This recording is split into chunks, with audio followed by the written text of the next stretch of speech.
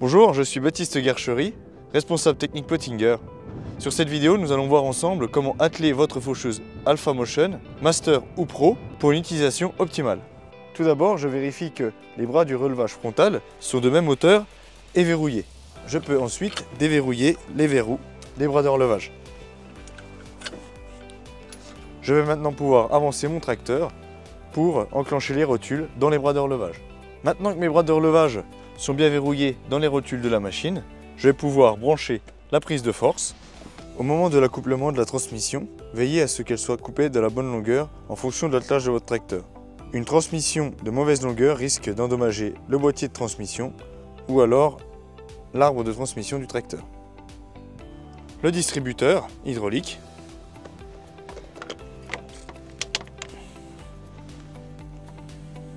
Et enfin, le troisième point.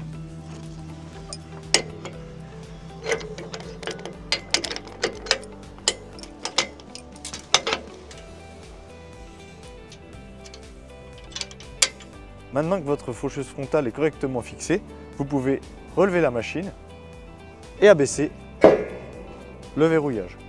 Le verrou jaune de votre faucheuse frontale comprend trois fonctionnalités. La première fonctionnalité qui est la dépose du bâti pour dételer la machine en équilibre.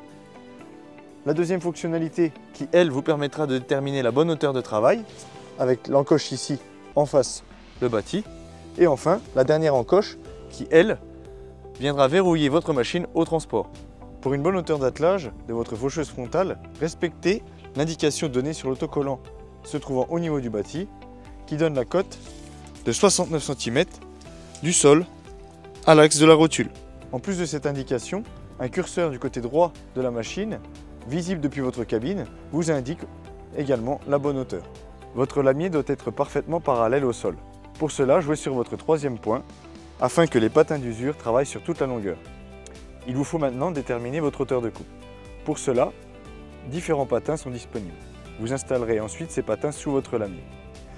Vous trouverez le patin standard qui vous permettra une coupe de 6 cm de haut, le patin de 20 mm qui vous permettra une coupe de 8 cm de haut, et enfin le patin de 40 mm qui lui vous permettra une hauteur de coupe de 10 cm. Lors de l'utilisation de la machine au travail, utilisez le distributeur simple effet pour relever la machine en demi-tour bout de champ et positionnez-le en position flottante pour poser la machine au sol.